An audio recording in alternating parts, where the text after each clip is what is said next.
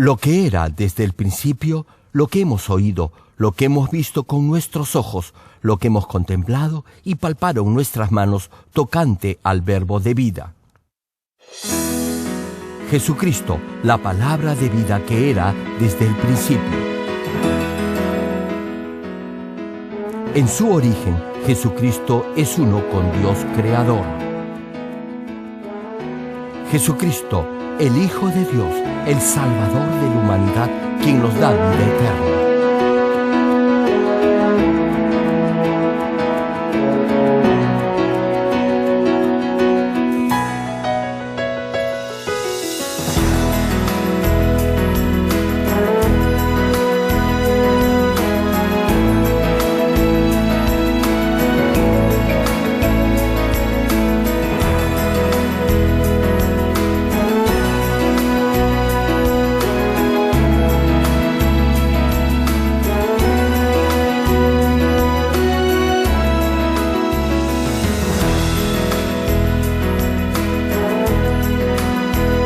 Estimado público, esperamos que a través de esta serie de prédicas del connotado evangelista de renombre internacional, Reverendo Dr. Gerald Klee, llegue a vivir una perfecta vida cristiana como verdadero Hijo de Dios.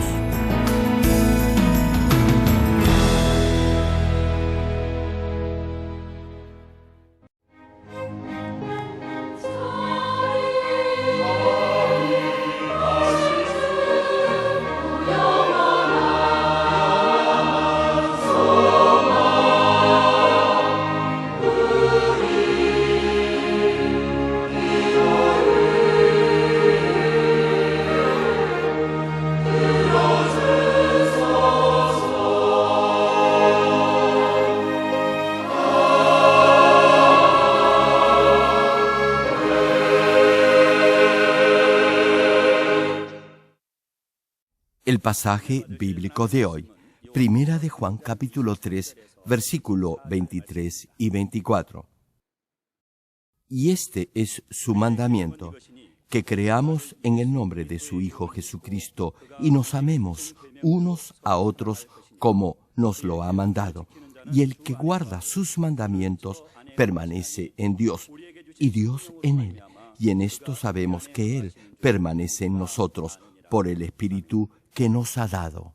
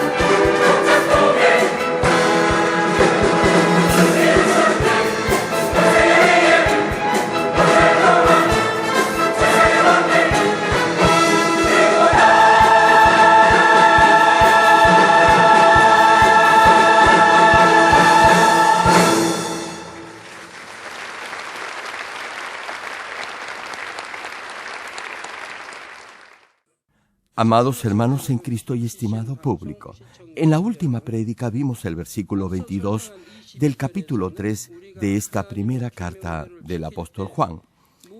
En este versículo se menciona que si obedece los mandamientos, Dios le dará cualquier cosa que pida. ¿Se imaginan qué tal bendición, verdad? En esta epístola, el apóstol Juan exhorta a los cristianos a vivir en esta dimensión de fe. Si el Todopoderoso Dios le dice que le va a dar todo lo que le pida, entonces tenga la plena seguridad que sí lo hará. Hermano, jamás declare pobreza, nunca mendigue ayuda. Si vive por la palabra de Dios, toda maldición de pobreza desaparecerá y Dios lo prosperará. Retomando el mensaje, el siguiente versículo 23 amplía y explica el verso anterior y dice así: y este es su mandamiento, que creamos en el nombre de su Hijo Jesucristo. Pregunto, ¿es difícil obedecer los mandamientos de Dios? ¿Es acaso complicado creer en el Señor Jesucristo como su Salvador? Respóndanme, por favor. ¿Es fácil o difícil? Hermano, el mensaje de la cruz es verdadero. Así que lo único que necesita hacer es decir amén y aceptar al Señor Jesucristo como su Salvador. Finaliza el pasaje: y nos amemos unos a otros como nos lo ha mandado. Sí, hermano, amarse y respetarse unos a otros. A mayor amor que dé, mayor bendición recibirá. Tal como señala la Biblia, no deba nada a nadie. Ahora bien, aquí hay una excepción. Y no se refiere al dinero, sino al amor. Deben amarse unos a otros. ¿Suena bien, verdad? Qué bueno sería si se amaran y se respetaran entre ustedes. Qué feliz se pondría Dios y yo también si así lo hicieran. Muchos aún no han llegado al nivel de amor espiritual que Dios desea. Sin embargo, los que logren hacerlo vivirán una vida feliz. Les doy un ejemplo. Los que han llegado al nivel del Espíritu no tendrán problema alguno si tienen que trabajar en grupo. El Espíritu Santo los guiará. Trabajarán en unidad, sin formar grupos ni marginar a otros. Ni siquiera necesitarán conocerse. Desde el primer momento podrán hacer todo en armonía. Escuche bien el versículo. Y este es su mandamiento, que creamos en el nombre de su Hijo Jesucristo y nos amemos unos a otros como nos lo ha mandado. Este pasaje señala que si cree en el nombre del Señor Jesucristo, el Hijo de Dios obedecerá sus mandamientos. Esto no es difícil de hacer. Si tiene un buen corazón, creerá sin dudar. Además, lo hará porque es la verdad. Para creer en el nombre del Señor Jesucristo, primero deberá saber quién es Jesucristo. Hay hermanos que me traen personas enfermas. La mayoría de ellos han sido desahuciados por los doctores, luego que han consultado a diversos médicos y que han intentado casi todo, vienen a esta iglesia porque han escuchado que aquí Dios los puede sanar. No obstante, tal como se los he explicado, los que vienen para que ore por ellos deben creer en el Señor Jesucristo como su Salvador, o al menos deben saber quién es el Señor Jesús. No solo decir que es el Hijo de Dios, sino saber por qué es el Salvador. Si cree en el Señor Jesucristo como su Salvador, podrá arrepentirse de sus pecados y sabrá por qué está enfermo. Para que Dios lo pueda sanar, primero deberá arrepentirse de sus pecados. Nunca olvide esto. Si alguien ha insultado, se ha burlado o ha blasfemado de Dios o ha criticado alguna iglesia calificándola de herética o ha juzgado a un pastor, primero deberá arrepentirse de todo ello. De otra manera, Dios no lo podrá sanar. Repito, primero deberá arrepentirse de todo ello. Si, por ejemplo, me ha criticado, primero deberá arrepentirse de ello y luego pedirme que ore por usted. Pregunto, ¿qué dice la Biblia de alguien que murmura o habla mal de su hermano? ¿Acaso dice que lo perdonará si da una ofrenda de paz a Dios y promete que no lo volverá a hacer? No, no dice eso. ¿Qué es lo que el Señor dice en su palabra? Primero, le manda reconciliarse con su hermano y solo entonces podrá presentar esa ofrenda a Dios. Es decir, en ese momento Dios aceptará su ofrenda de arrepentimiento. Ahora bien, si ya ha decidido dar esa ofrenda de paz, bajo ninguna circunstancia deberá cambiar de opinión, ni tampoco deberá dar pretextos para no cumplir con ello. Por eso, la Biblia enfatiza que primero deberá reconciliarse con su hermano y luego podrá dar su ofrenda a Dios y así Él la aceptará. Esta es palabra de Dios. Por eso, si alguien critica o juzga a su hermano, o peor aún, a un ministro de Dios, primero deberá arrepentirse ante Dios y luego pedirme que ore por alguna necesidad o petición. Entonces, Dios lo perdonará y le concederá lo que pide. Sin embargo, si ese muro de pecado aún persiste, Dios no lo podrá escuchar. Volviendo a la prédica, deberá saber quién es el Señor Jesucristo y por qué es el único Salvador. Así podrá tener la seguridad de su salvación. A ver, hermanos, una pregunta. ¿Quién es el Señor Jesucristo? Es el Hijo de Dios. ¿Y cuántos dioses hay? ¿Cuántos? Sí, solo hay un Dios. ¿Sí? Un Dios que es santo. Un Hijo de Dios que es santo. Y el Espíritu Santo. No hay tres dioses. Hay un solo Dios. El Dios Trino. El Dios que creó todo lo que existe. El único creador. Le pregunto otra vez, ¿quién es Jesucristo? Es el Hijo de Dios, creador. Es el Verbo quien creó todas las cosas con Dios Padre y con el Espíritu Santo. Este Dios Trino fue quien nos creó a su imagen y semejanza.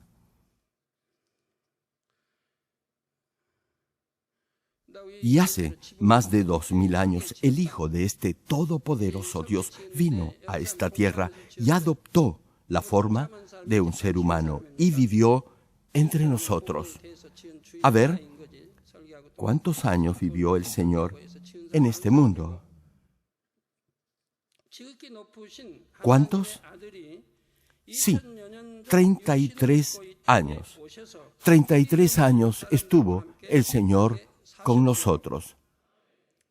Por 33 años predicó el amor de Dios y el Evangelio del reino de los cielos. Sanó a los enfermos y liberó a los endemoniados. Y en el tiempo dispuesto por la providencia de Dios fue crucificado, pero resucitó al tercer día y ascendió al cielo en presencia de muchos testigos. Ascendió vivo al cielo y ahora está sentado a la diestra del trono de Dios.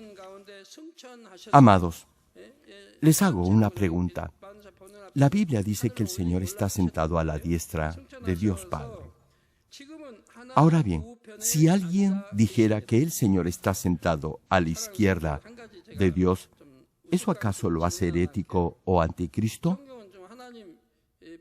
No, no lo hace herético ni anticristo. Sin embargo, hay quienes afirman que si alguien ha dicho que el Señor está sentado a la izquierda y no a la derecha de Dios, eso lo califica como herético. Pregunto, ¿acaso el Señor tiene que estar sentado siempre a la diestra del trono de Dios? ¿No se puede mover ni cambiar de lugar? Hermano, no se puede juzgar ni condenar a alguien usando un razonamiento carnal o humano. La Biblia dice que el Señor está sentado a la diestra de Dios. La posición, rango y jerarquía del Señor lo hace ocupar ese lugar, y eso jamás cambiará. Él es Rey de reyes y Señor de señores. Por eso ocupa ese lugar de preeminencia a la diestra de Dios Padre. No obstante, pregunto, ¿acaso el Señor no se puede parar, caminar y cambiar de lugar? ¿Cuál es el problema con eso? No estamos hablando de la posición o jerarquía asignada por el Padre a nuestro Señor al sentarlo a su diestra. Hay otras traducciones de la Biblia que mencionan que el Señor está de pie o parado a la diestra de Dios. Por ejemplo, el capítulo 7 del libro Hechos de los Apóstoles narra el pasaje en el que el diácono Esteban, lleno del Espíritu Santo, puesto los ojos en el cielo, vio la gloria de Dios y a Jesús, que estaba a la diestra de Dios. No dice sentado.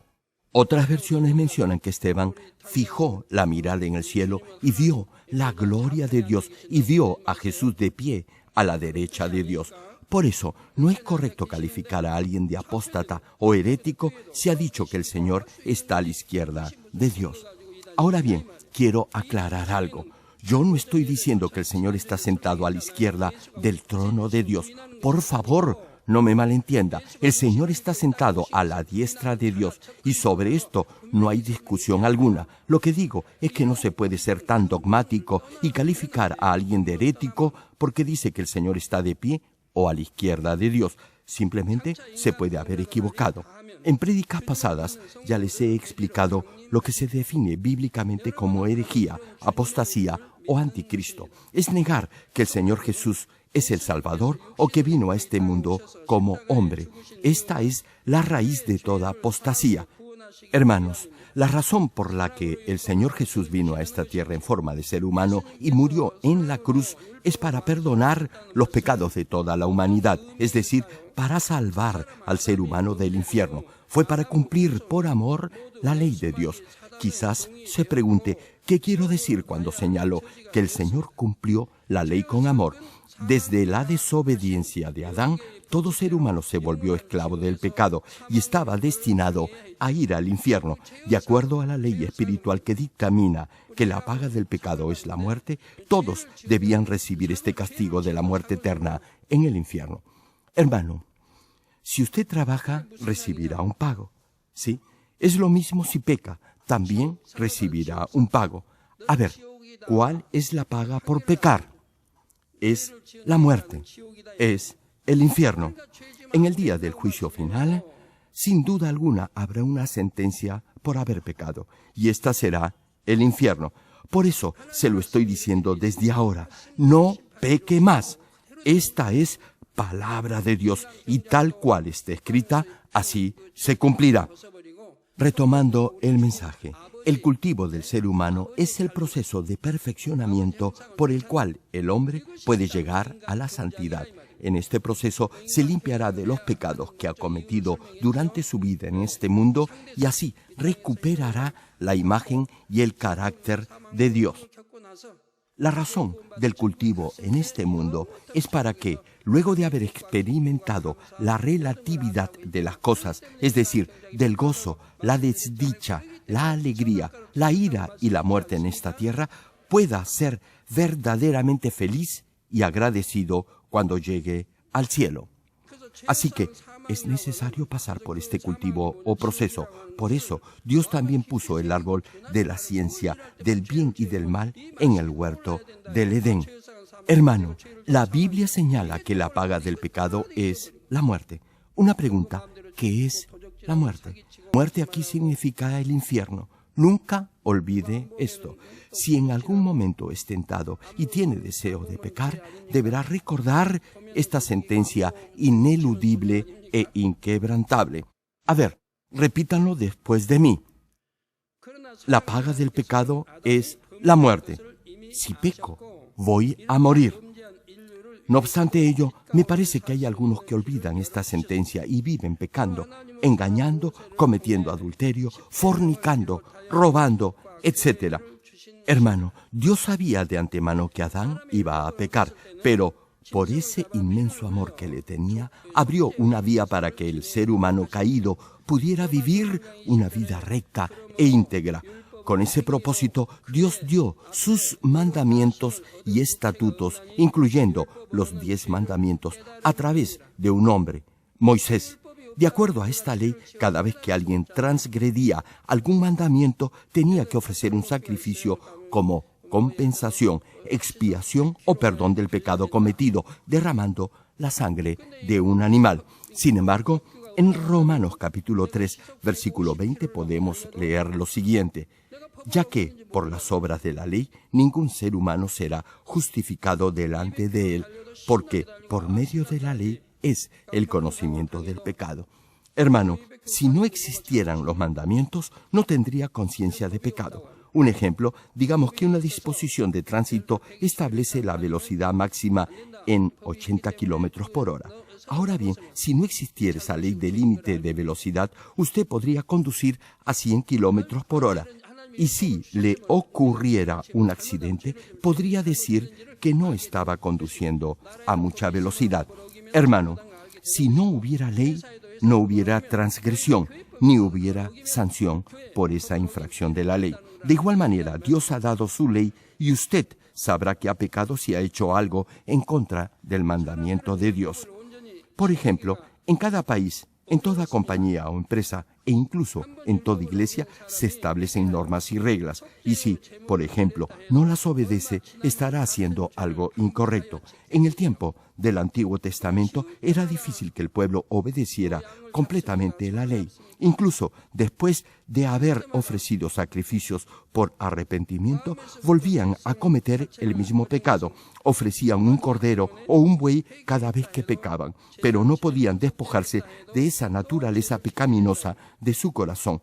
Repito, a pesar de los holocaustos que ofrecían por arrepentimiento, volvían a cometer el mismo pecado, y eso era permanente en la vida del pueblo de Israel. Ahora bien, Dios envió a esta tierra al Señor Jesús para ofrecerlo por única vez como sacrificio, y lo hizo una vez para siempre. El Señor Jesús, santo, inocente, sin mancha, apartado de los pecadores, fue el Cordero ofrecido por Dios y llegó a ser ese único sacrificio para perdón de todo pecado por su sangre. Gracias a que el Señor Jesús llevó el sufrimiento de la cruz por amor, ahora todo el que cree en Él es libre de la maldición de la ley. Sí, hermano, usted y yo somos libres de la maldición de la ley por el inmenso amor del Señor Jesús. Sin amor, el sacrificio de la cruz no hubiera sido completo.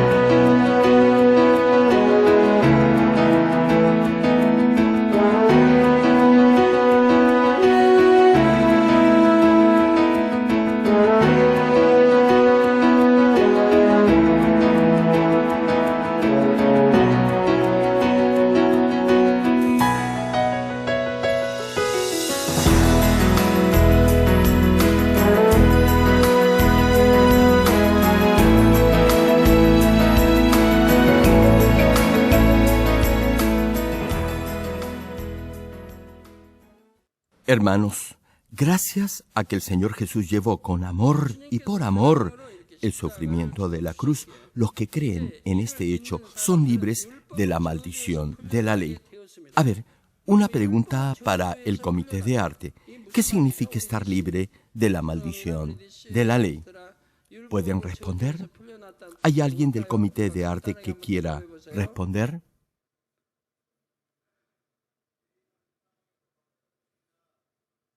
A ver.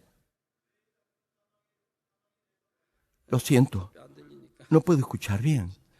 ¿Lo puede repetir?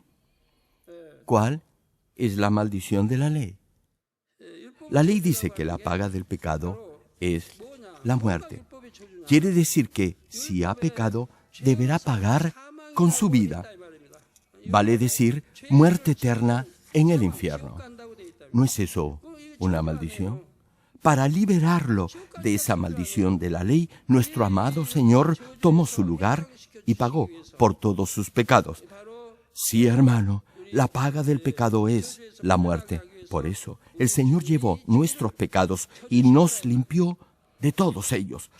Ahora ya tenemos vida eterna y no estamos más sujetos a la maldición de la ley de la muerte. Podemos entrar al cielo. ¿No es esto acaso una buena noticia? Así que, para liberarnos de esa maldición, el Señor llevó la cruz. ¿Saben esto o no? Lo deberían saber. No obstante, si le pidiera que me explicara cuál es la maldición de la ley y la obra redentora del Señor Jesús, se pondría tan nervioso que se olvidaría de todo. Hay quienes me dicen que saben la respuesta, pero que cuando se los pregunto en público, su mente se pone en blanco. Simplemente se olvidan de todo lo que han aprendido. Me pregunto, ¿por qué le sucede esto? Hermano, si le pido a un alumno de secundaria que me repita la tabla de multiplicar, ¿acaso no la sabría? Claro que sí, la sabría. A ver, hermanos, repitan la tabla del 9 conmigo. 9 por 1, 9. 9 por 2, 18. 9 por 3, 27. 9 por 9, a ver, 81. Muy bien. Son muy inteligentes. Sin embargo, si hago lo mismo con un niño que está en primer grado, quizás no lo podría hacer. ¿Sabe por qué? Porque a pesar que se la pueden haber enseñado, todavía no la dominará completamente. Por eso no podrá responder correctamente. Hace poco escuché que algunos alumnos de primaria dijeron que habían leído la novela Los Tres Reinos. Y para confirmar eso, les hice una simple pregunta. Les pregunté si sabían los nombres de los 5 generales que se mencionan en la novela. Los alumnos se miraron unos a otros completamente perdidos. Así que les repetí la pregunta. No tenían idea de la respuesta. Entonces les dije que al menos me nombraran 2 de ellos. Tampoco pudieron hacerlo. No sabían de lo que les estaba hablando. En realidad, quería elogiar a esos alumnos. Por eso les pregunté para confirmar lo que habían dicho, pero no pude encomiarlos. El pasado viernes me pasó lo mismo con otro joven. Me había dicho que había leído esa novela, pero cuando le pregunté el nombre de los 5 generales, no supo responder. Hermano, si me dice que ha leído o ha escuchado una prédica, no se asombre si le pregunto algo del tema. Le voy a explicar de estos 5 generales. Cada uno de ellos tiene un aspecto en su carácter del cual podrá extraer alguna enseñanza. Hay uno que es fiel, el otro es leal y respetuoso en toda circunstancia. Hay otro que tiene un corazón constante, que no cambia en su servicio a su rey. Es fiel hasta la muerte, pero hace algunas cosas que no son muy buenas ni correctas. Yo leí esta novela hace 55 años y quedó grabada en mi corazón. Cada uno de estos generales tenía una virtud en particular, pero no eran perfectos en todo lo que hacían. Salvo uno, creo, que fue el que más se acercó a tener este carácter casi perfecto. Si pudiéramos reunir en un solo personaje las virtudes de cada uno de estos 5 generales, podríamos tener un personaje perfecto. Retomando el tema, a través del mensaje de sacrificio que llevó el Señor Jesús en la cruz, podrá creer en Dios y en el Señor Jesucristo. El libro El mensaje de la cruz es uno de los más vendidos a nivel mundial. También ya lo tienen en cintas de audio y en DVD. Hay pastores que lo están predicando en el mundo entero. Escuchan esta serie y luego la comparten. Ahora bien, solo escuchar esta serie de prédicas no hará que tenga fe, no hará que automáticamente crea en Dios ni en el Señor. Su fe deberá demostrarla en sus actos o hechos en su vida diaria. Cuando alguien viene para que ore por él, le pregunto si cree en el Señor Jesucristo como su Salvador. Si me responde que sí, le hago otra pregunta a ver si su respuesta es verdadera o no. Repito, si alguien que padece alguna enfermedad me pide que ore por sanidad, le hago una pregunta. Si su fe es verdadera, podré orar y el milagro se hará conforme a su medida de fe. Sin embargo, si no tiene fe, el obrar de Dios no se podrá manifestar en su real dimensión. Por eso, primero confirmo si tiene fe. ¿Acaso el Señor no hacía lo mismo? Primero, no preguntaba a los que le pedían sanidad o alguna petición si podían creer. Luego de esa respuesta, el poder del Señor se manifestaba. Lo mismo hacía el apóstol Pedro y el apóstol Pablo. Lo mismo hago yo.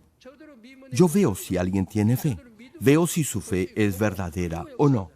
Por ejemplo, le pregunto si ha leído el libro El mensaje de la cruz.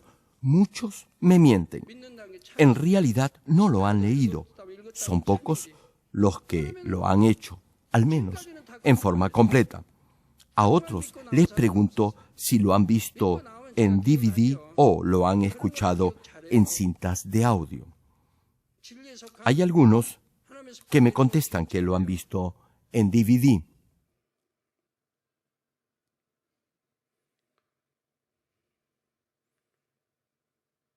Y al preguntarles cuántos DVDs han visto, no me saben contestar. No pueden hacerlo porque simplemente no han visto estas prédicas. Otros me dicen que han escuchado unas cuantas prédicas de esta serie. Pero la pregunta sigue siendo la misma. ¿Han oído la serie completa? Hermano, no se trata de haber escuchado unas cuantas prédicas. En verdad, esas personas quieren engañarnos. No es fácil hallar a alguien que haya escuchado la serie completa del mensaje de la cruz.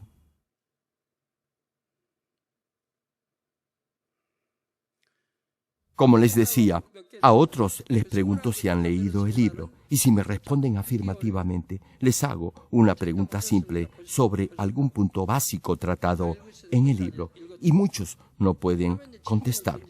Hermanos, es imprescindible tener fe para que el obrar de Dios se manifieste, pero muchos no creen.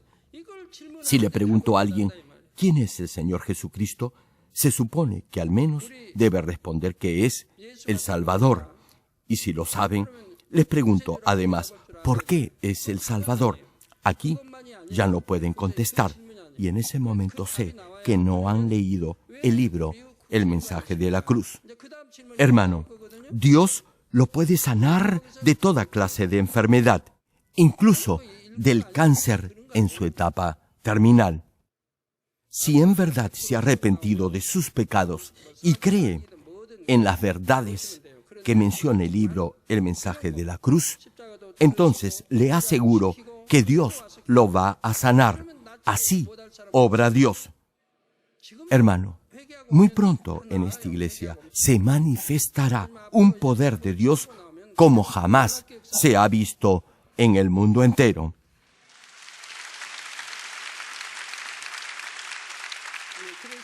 Como les decía, la fe deberá ir seguida o corroborada por hechos. Hay quienes dicen que como el Señor Jesús cumplió con amor toda la ley, ya no es necesario obedecer los mandamientos de Dios del Antiguo Testamento. Mal entienden esto y creen que ser salvo por fe y guardar los mandamientos es algo contradictorio y hasta incompatible. No obstante, el Señor Jesús, en Mateo capítulo 5, versículo 17, claramente señala: no penséis que he venido para abrogar la ley o los profetas. No he venido para abrogar, sino para cumplir. Hermano, durante su vida en este mundo, Jesús cumplió toda la ley del Antiguo Testamento. No la abrogó ni la abolió. Por eso, no deberá sacar conclusiones en base solo a un versículo del Nuevo o del Antiguo Testamento. Deberá leer ambos y hacer de ellos su alimento espiritual. Buscar los pasajes que coincidan y que complementen el significado espiritual. Y así, todas sus interrogantes serán absueltas. Por eso, cuando los pastores prediquen, no solo deberán citar pasajes del Antiguo Testamento.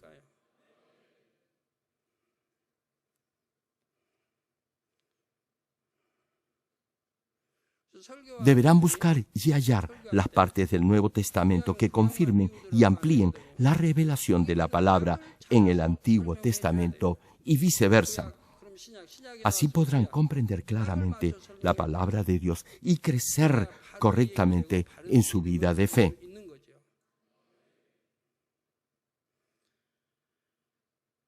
Hermano, el Señor no vino a suprimir la ley, más bien vivió en forma perfecta de acuerdo a la ley y así llegó a ser el sacrificio perfecto de acuerdo a esa misma ley. Si cree que el Señor lo redimió, es decir, lo liberó de sus pecados, entonces también podrá obedecer los mandamientos de la ley. Si admite que es un pecador y acepta de corazón al Señor Jesucristo como su Salvador, Dios le enviará el Espíritu Santo. Una vez que reciba el Espíritu Santo, podrá amar a Dios, y al amar a Dios podrá obedecer su palabra, y al obedecer su palabra crecerá en su nivel de fe, y al crecer en su nivel de fe amará más a Dios, y ese ciclo no tendrá fin. Ahora bien, Mateo capítulo 7, versículo 21 menciona: no todo el que me dice Señor, Señor, entrará en el reino de los cielos, sino el que hace la voluntad de mi Padre que está en los cielos. ¿Cuántos pueden decir amén a lo que manda este versículo? Siempre deberá tener en cuenta los versículos que se complementan entre sí, vale decir que completan el significado espiritual de la Escritura. Si dice amén solo por decirlo, no podrá discernir ni diferenciar lo que es o no correcto para Dios. Sin embargo, los que se equipen con la palabra de Dios inmediatamente captarán si algo, una palabra o un gesto no es correcto para el Señor. No dirán amén si algo no está de acuerdo a la palabra de Dios.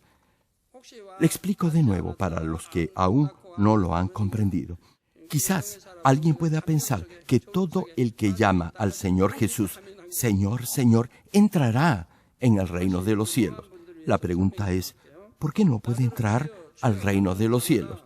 Repito, ¿por qué no puede entrar al reino de los cielos a pesar que afirma que cree en el Señor Jesús? Dice que cree en el cielo y en el infierno y en el juicio final. Cree que es salvo. No obstante, no va a entrar al reino de los cielos. ¿Sabe por qué? Porque hay una condición indispensable para ello.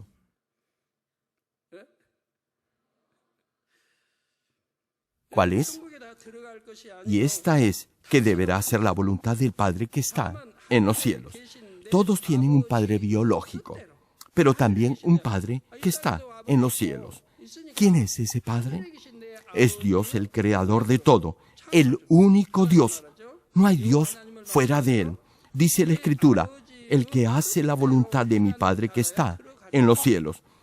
En otras palabras, deberá hacer la voluntad de Dios, no vivir de acuerdo a su propio criterio. En resumen, solo decir que cree en el Señor no lo hará entrar en el reino de los cielos. Termino el mensaje. Amados hermanos en Cristo y estimado público, Juan capítulo 14, versículo 15 menciona, si me amáis. A ver, hermanos, ¿cuántos aman al Señor? Digan amén los que aman al Señor. Lo aman, ¿verdad? Si es así, el Señor les dice, guardad mis mandamientos. En otras palabras, deberá obedecer los mandamientos de Dios y del Señor.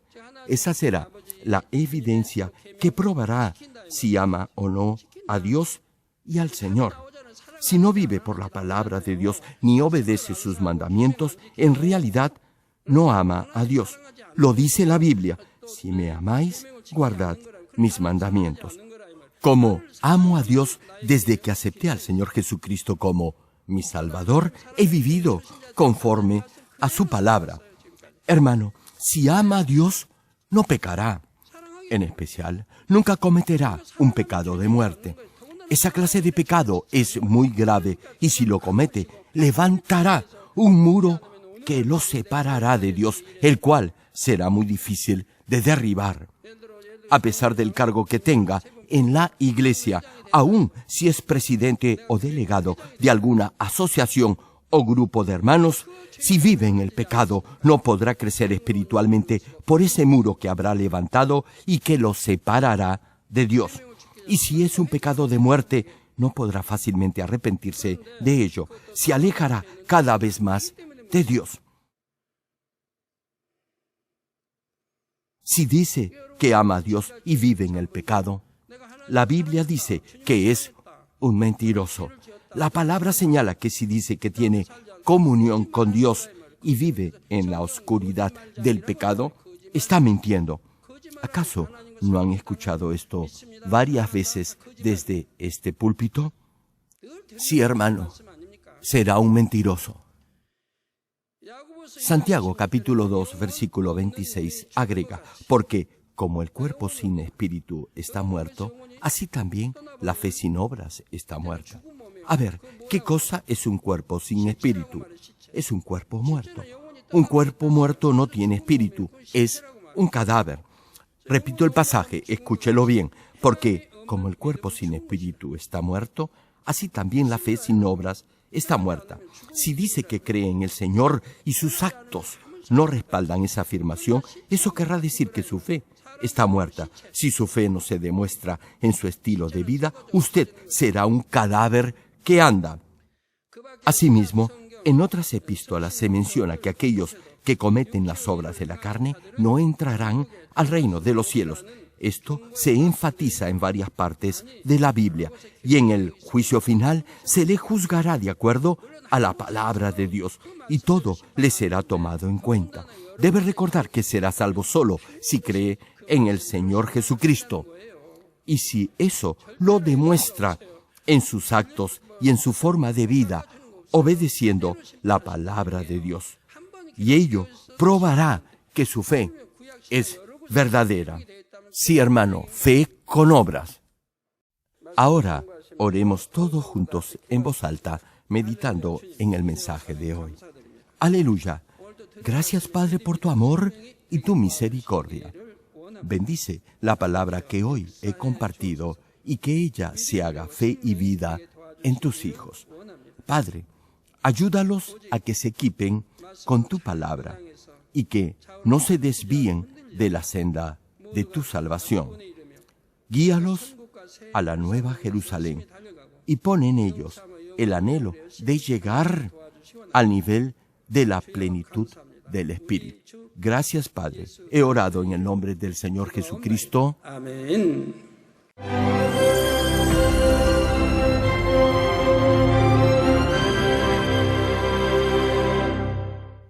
Aleluya.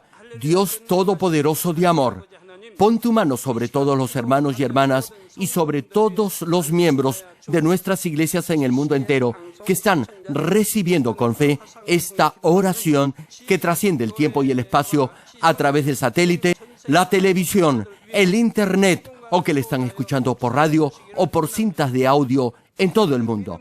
Pon fe en sus corazones para que puedan creer en ti y se despojen de todo pensamiento negativo y toda duda. Líbralos de toda prueba y aflicción. Quema con el fuego del Espíritu Santo de la cabeza a los pies toda parte enferma, incluyendo toda célula, tejido y nervio, todo órgano interno e intestinos. Que la luz de tu Espíritu venga sobre ellos. En el nombre de Jesucristo, ordeno al diablo y a Satanás, a todo tipo de enfermedad, germen y dolencia, fuera. Quema con el fuego del Espíritu Santo toda enfermedad incurable y toda dolencia crónica. Sánalos de todo tipo de cáncer, incluyendo cáncer al estómago, al pulmón, al hígado, cáncer de mama, cáncer al útero, al intestino y toda otra enfermedad como el SIDA, leucemia, apoplejía cerebral, presión arterial alta y baja, enfermedades cardiovasculares y pulmonares, diabetes, enfermedades propias de la mujer, enfermedad a la tiroides y toda clase de inflamación. Quema con el fuego del Espíritu Santo toda polio, derrame cerebral, artritis y hernia. Que todo tipo de dolor de espalda, de cabeza y toda clase de neuralgia desaparezca. Líbralos de toda epilepsia, autismo, depresión, neurosis y enfermedades mentales y de toda clase de parálisis. Que los cojos y tullidos se levanten y caminen. Restaura la vista y el oído. Que los ciegos abran sus ojos, los sordos vuelvan a oír y que los mudos empiecen a hablar. Líbralos de todo tipo de accidente. Restaura los huesos rotos. Sana toda quemadura. Líbralos de toda adicción a las drogas. Regenera los nervios, tejidos y células muertas. Revive a los muertos. Bendice a los que no pueden tener hijos. En el nombre del Señor Jesucristo, ordeno al diablo y a Satanás, al príncipe de la potestad del aire y a toda fuerza del mal, fuera. Todo espíritu maligno, inmundo, de engaño, espíritu de mentira, espíritu de división, de tentación y todo otro espíritu de iniquidad, fuera. Ato a toda fuerza de la oscuridad y de maldad, y que la luz de tu espíritu descienda sobre ellos. Padre, fortalécelos para clamar en oración y dales poder para desechar todo pecado y llegar a la santidad. Que tengan salud, que sus almas prosperen y que sus familias sean evangelizadas y vengan al Señor. Protégelos de todo tipo de accidente y bendícelos para que tengan una vida de éxito y prosperen todo. Guarda y protege a todos tus hijos y sus hogares, centros de trabajo y negocios con el muro de fuego del Espíritu Santo, con tus huestes celestiales y tus ángeles y con tus ojos que son como llamas de fuego. Da a los estudiantes sabiduría y perseverancia y pon en sus corazones el anhelo de estudiar y progresar. Guarda sus corazones y pensamientos de todo lo mundano y siembre en ellos un ferviente amor por el Señor. Dios, bendice a tus hijos y que todo lo que hagan sea para gloria tuya. Gracias, Padre, por haber escuchado nuestra oración. Toda la gloria sea para ti. He orado en el nombre de nuestro Señor Jesucristo. Amén. Jesucristo, la palabra de vida que era desde el principio. Jesucristo, el Hijo de Dios, el Salvador de la humanidad, quien nos da vida eterna.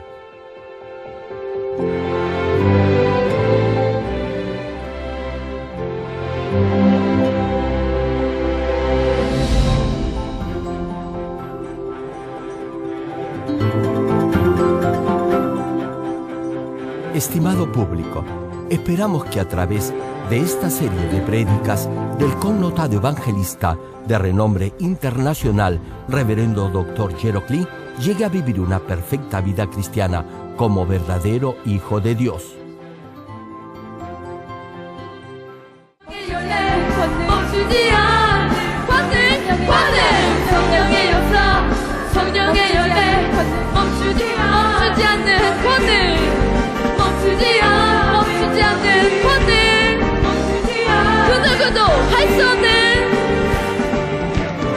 그 누구도 할 수 없는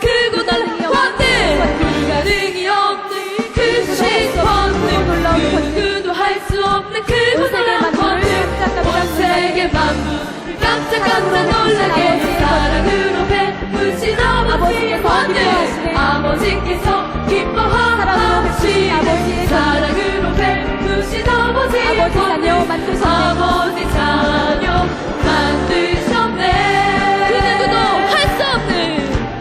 그 누구도 할 수 없는 크고 놀라운 권능 가능이 없는 크신 권능 그 누구도 할 수 없는 크고 놀라운 권능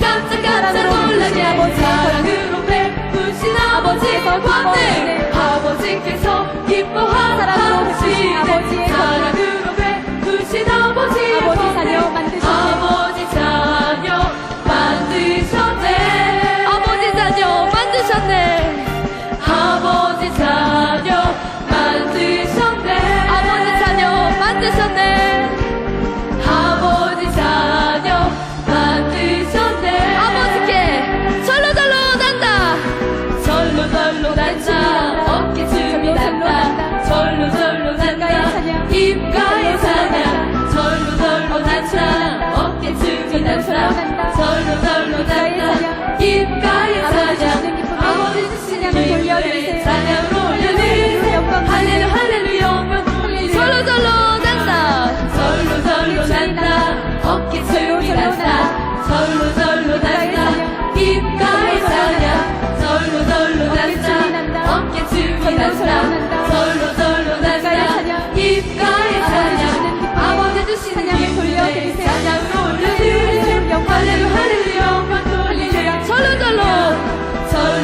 난다 어깨춤이 난다 절로 난다 입가에 사냥 절로 난다 어깨춤이 난다 절로 난다 입가에 사냥 아버지 주시는 사냥을 돌려드리세요 사냥을 올려드리세요 할렐루 할렐루 영광 돌리세요